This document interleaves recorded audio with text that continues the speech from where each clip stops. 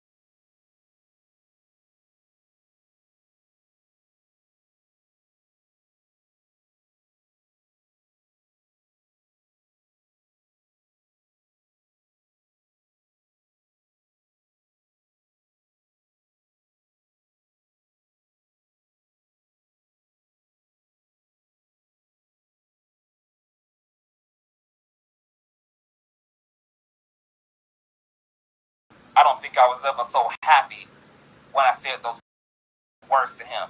Get out! Pissed, he started to leave, looking back with pure hatred.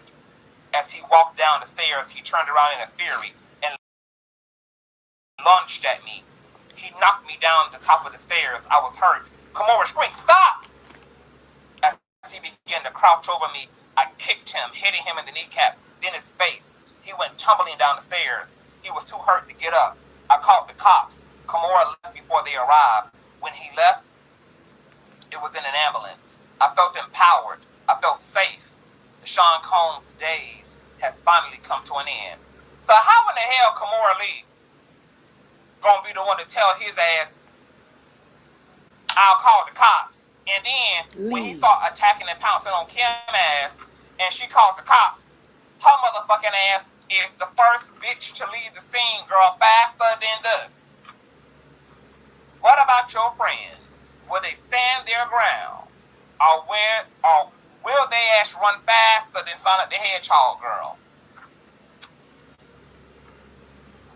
The final chapter, the finale. Chapter 19, page 57. Can't believe we made it, you guys. Things were okay for a while. I started dating again. It was almost normal until I got serious with someone. Then my boyfriend died of pneumonia. I knew it was Sean again. That's when I decided to write this book. A few days ago, my home was burglarized. Only laptops were stolen.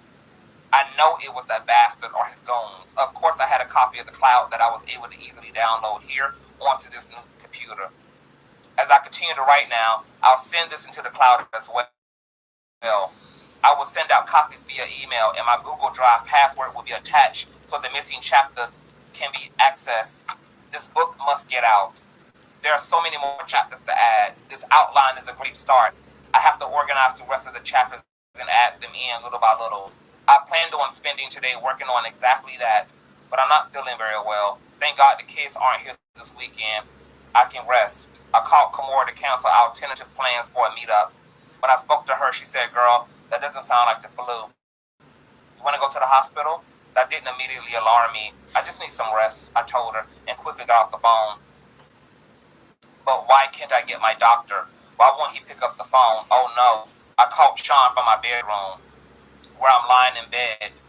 All I could think about was the kids, my babies, who are with this monster, the man that I know, that I now suspect of having done this to me. Sean picked up with an air of superiority in his tone that let me know it was too late for me. He spoke confidently into the phone. Hello? I screamed at him, you bastard! I have your fucking children! What are you talking about? The kids are with me. He replied with a mocking innocence. There's literally nothing I can do. I could only ask, did you ever love me? Instead of answering the question, he responded, the most important thing to me in the world is loyalty. I couldn't believe it. I had to ask even though I understood. What the fuck does that mean? With the same fiend innocence he mocked. Kim, is something wrong? He's going to continue this game to the bitter end. I asked one last time, how could you? Again with the narcissism I had not come to despise, he responded, how could I? Do what? I gave you everything. You went to someone else. You left me, just like everyone else did. You asked, how could I? How could I what? I yelled, look what you did to everyone around you. There was only anger in his response. So you're saying everyone leaves because of how I am? And you are going to expose me? He had me burglarized. I knew it. I shouldn't have threatened him. I should have just published the book. I'm going to die like Heavy D, like Biggie, like Pop, like so many others. And it's because he's a monster. Plain and simple. Before hanging up, I simply say, that's not the only copy, you fuck. Then I shoot out a group text. I let everyone know he got me. Then I call 911. As I sit here waiting for the ambulance, I'm writing this chapter and praying that I make it to the hospital. I don't feel like writing anymore. I may not be around to see it in print. It's okay. I'm sending it out. He won't get away with this. I will have my say, my final words. Sean Combs will get exposed, even if I lose my life doing it. My kids have always been my most cherished possessions. I want the world to know that. But more importantly, I want them to know.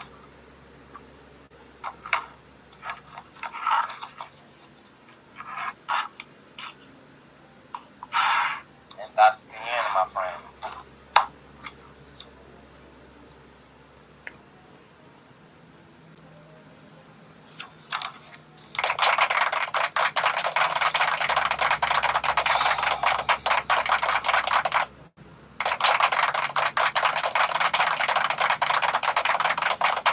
So the ending is kind of weird because we know that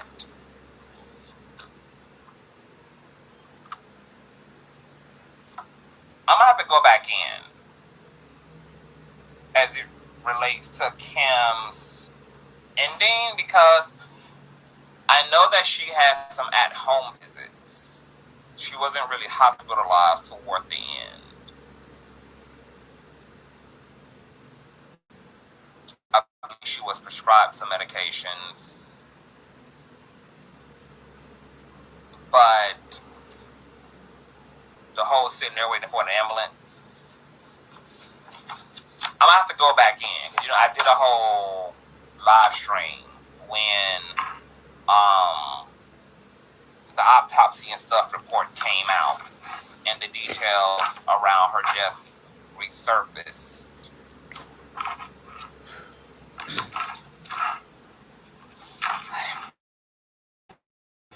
Y'all, I don't know what to think. I don't know. This. I didn't know this much could be accomplished on just 60 pages, baby.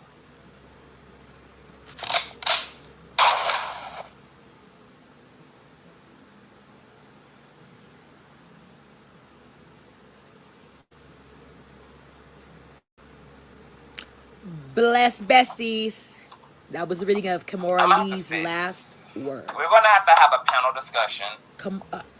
Not Kimora Lee's. Discuss this Cam book. Porter's last words. I'm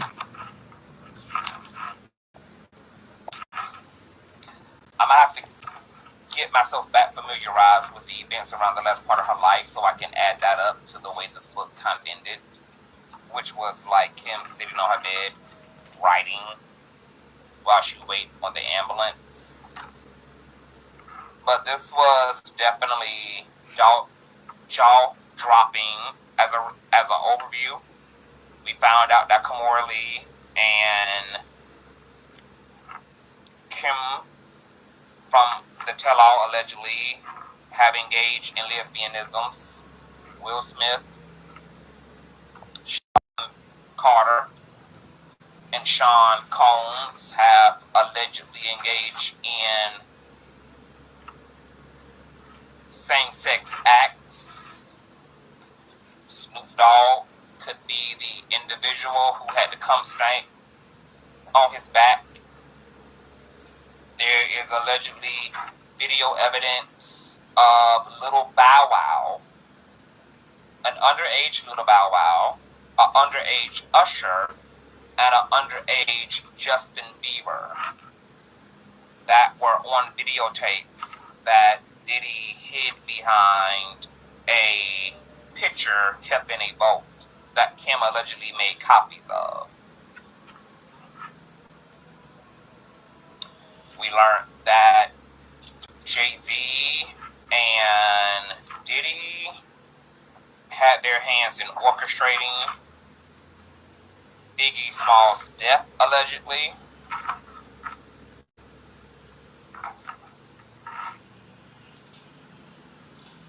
Apparently, Biggie Smalls' mother cussed Sean Diddy Combs out over her son's royalties and monies, which we know Diddy is good for not giving back to his artists.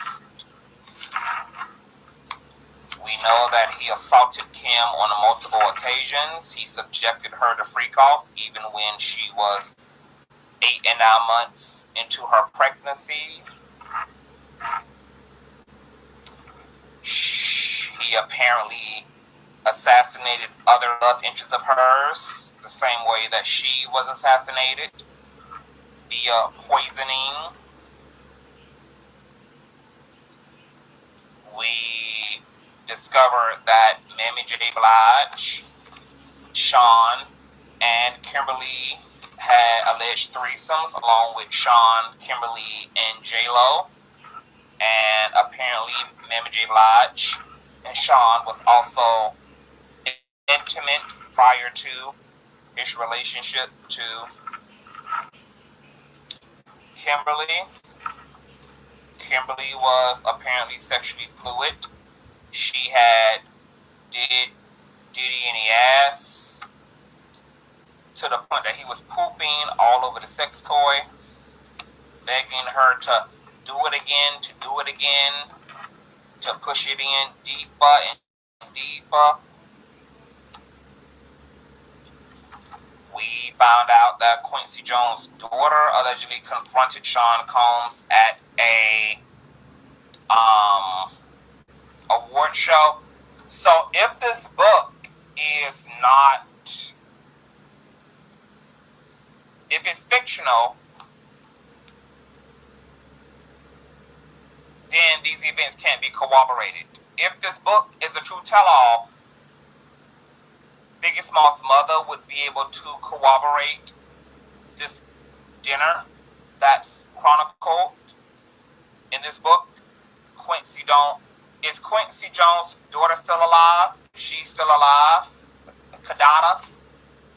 Kadita would be able to corroborate this confrontation she had with Diddy at an award show. There are some things that, there are people in this book who are still living today. Faith Evans would be able to corroborate this sit down between herself, Diddy, and Kimberly, where she confronted Diddy. But then again, she's incriminated in this book as Biggie Smalls' handler, who was literally hired by Diddy to subdue Biggie and to pretty much be his human surveillance, to be his seductress in order to get his way with Biggie. But there are people in this book who are alive today, and they will be able to corroborate these particular events. The question now is, will they? Will they? Now that it's open season on Disney, on Diddy. And if there's any time to strike, baby, if there's any opportunity that any of these people have to tell it all or to forever hold their peace, it's going to be now. I'm with everybody else. There are things that I can definitely, there are things that I feel are true in this book. Some of it may be infused with dramatics. Some of it may have been tailored to fit,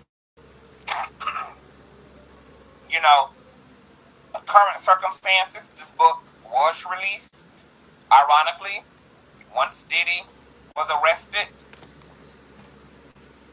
Could it be the author is capitalizing, or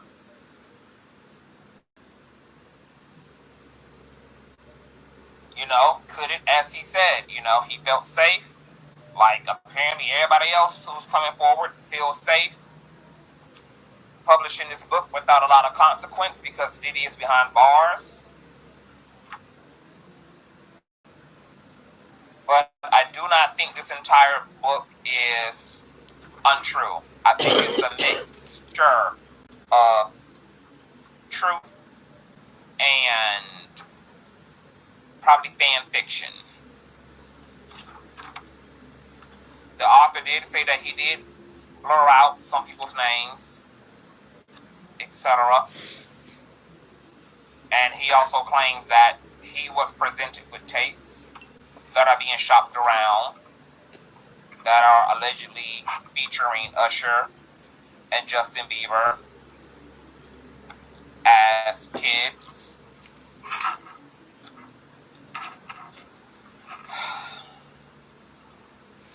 Y'all, this is a mess. This is a fucking mess. We found out that Quincy and Diddy apparently got intimate at some point without Kimberly, and then there was an attempt at a threesome, and she was so shook up by how bad Quincy ass and not Quincy, Albie Shore. There was a alleged intimacy between Albie Shore and Diddy, and then there was prior to her knowledge, and then there was an attempt at a threesome between them, girl, and she got so shook up at how much Albie Shore and Diddy was swallowing each other up, girl, that she hauled ass, and they ain't even so much as run after her because they were so far deep in each other's pussies at that damn point.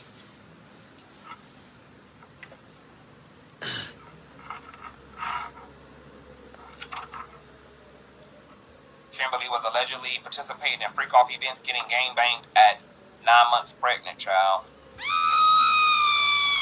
During multiple pregnancies with his kid.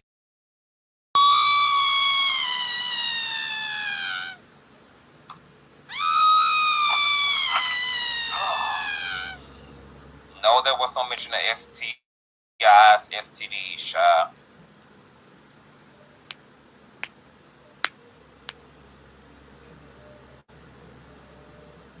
It's going to be interesting to see who's going to talk.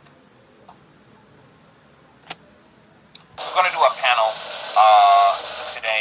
It's Tuesday. We're going to do a panel.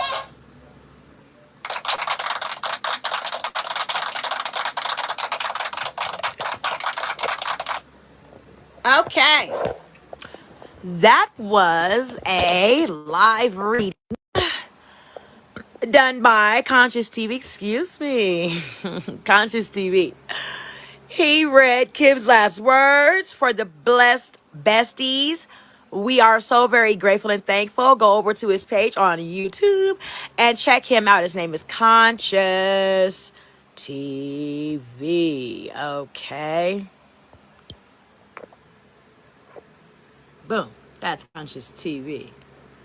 He read us a great narrative depiction of the Kim's Last Words book, tell-all book that just came out. It has been a wonderful couple of last 2.5 hours. I will be back to give my overview, tea talk about the book that we just listened to, narrated by Conscious Television. We love you, best blessed besties. Y'all stay cute out. We stay cute in, okay? Like, share, follow. Tanisha Talks These Teas. I have given you a live rendition narrated by Conscious TV of Kim's last words, okay? Kim Porter's last words has been put into a 60-page book, tell all book that's explosively riveting of all the tea that we have all been thinking, hearing, word on the curb, bees to the birds, all of that shit.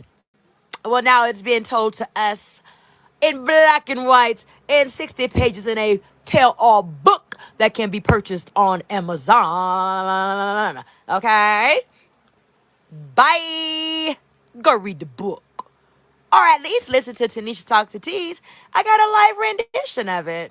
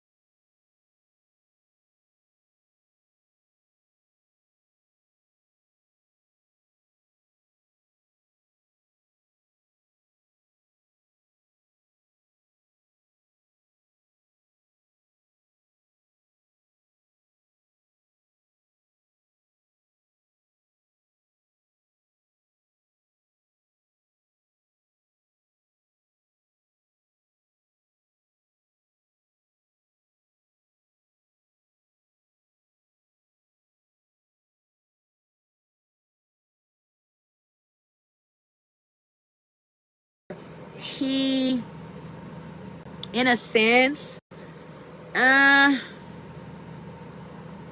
wasn't really the family, doing the family thing per se, right? He was more so looking to pursue his musical career. So she had Quincy. Him and her were still on and off. But then she bumped into Diddy at an outgoing engagement. Her and Diddy talked. They seemed to have a spark, and so they went home together. The first night, the tell-all book with Kim Porter with Diddy tells us that they end up having sex together, and Diddy wanted Kim Porter to peg him. Okay? I hate when my little wig cap shows a little bit. Ugh. Anyway, I'm still working on my wig applying techniques. Keep bracing me, working with me. God's not finished with me. Okay? Now, flipping back through my notes. I took some notes, girl. Listen to the book as y'all did the live reading. Peg Diddy until his butt broke and bled and shitted all over the sex toy that she was plugging him with, as he moaned in dire need for her to go deeper and harder. Okay? Yes, that was the first chapter of the book. It has turned our beloved content creator, Conscious TV, into an alcoholic, and I am having a sip of Hennessy and tea as well, as we talk about this book, Kim Porter's last words. Okay, I'm also having a cigarette.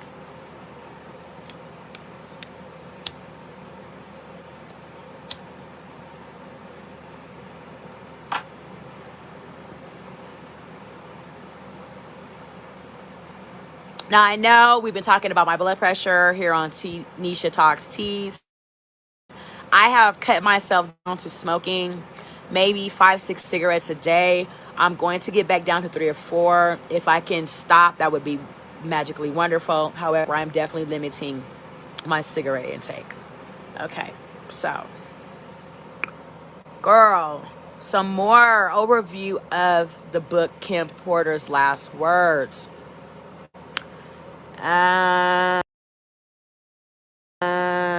he ended up hitting her because she was not wanting to do the butt pluggings. She didn't want to fuck Diddy in the ass. Diddy didn't like that.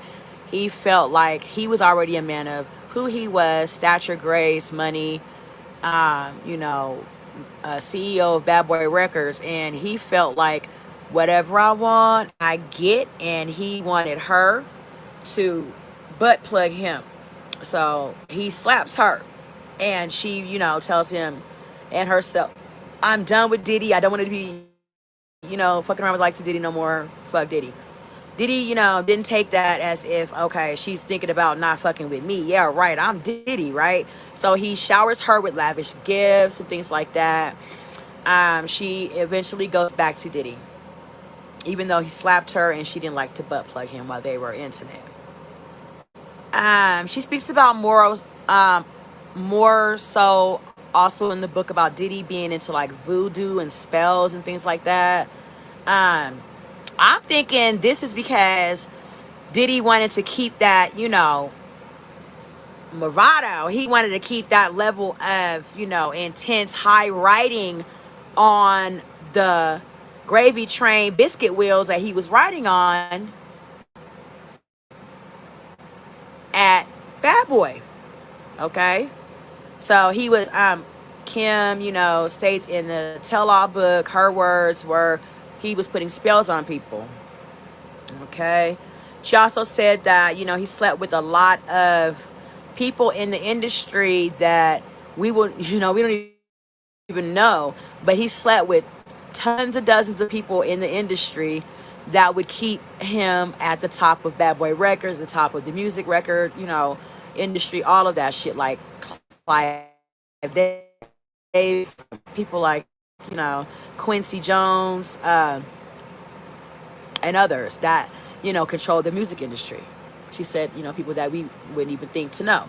So it also goes on to say that they slept with many, many, many hundreds of people throughout the relationship. I mean, it's like, God damn, when did they fucking find time to make music? Like, all I got out of the tell-all was all they do is free frolic around and freak offs. It's like, when the fuck did y'all ever even find time to make music? You know, they did, and however, you know, some great artists came out of it. Biggie, Mary J. Blige, Total, I don't know if it was SWV, Usher, you know, came out of Diddy. So it's like, but all of the fucking they were doing, free frolicking they were doing, when did they ever find time to make music? It's like, wow, they did a lot of fucking, right? God dang. So, yeah. One day, Kim Porter walks into the home with her and Diddy, as they shared, and she sees I'll Be Sure there, her baby daddy of Quincy. Him and Diddy are together, having drinks. They end up, you know, frolicking off to another place in the home, letting Kim know, like, we're cool with it. Like, we've already been down. Let's get down, all three of us. And she's like, I don't really want to do that. Like, that would just be weird for me. My baby daddy and my boyfriend, like, I don't want to do that. So they go off into a room together. When Kim enters the room, she sees them sucking and fucking each other. They don't even break a sweat. They don't stop, nothing, right? They look at her and they're like, come on, Kim. She's like, no. And she runs away. They don't like, hey, Kim, what's up? Like, get down with us. No, they kept going. Okay, kept going. Ooh. Kim also goes on to speak more about, in further chapters, them all having, Sean sleeping with all the guys at the top of the music industry to stay on top of the music industry. That's just what that did.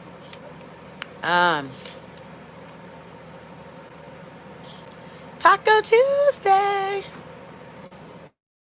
So, for Taco Tuesday, we are having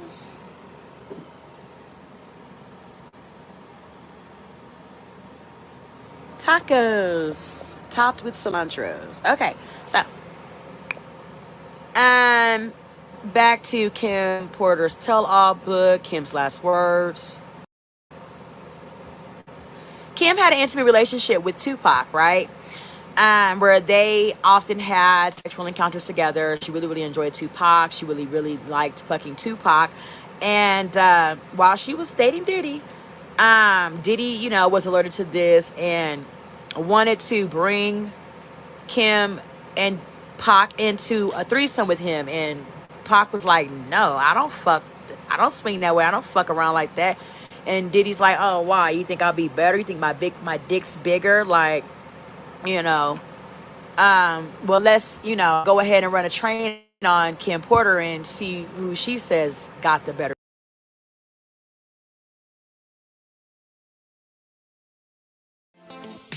Thanks for watching. Remember to show your support by liking, subscribing, and sharing.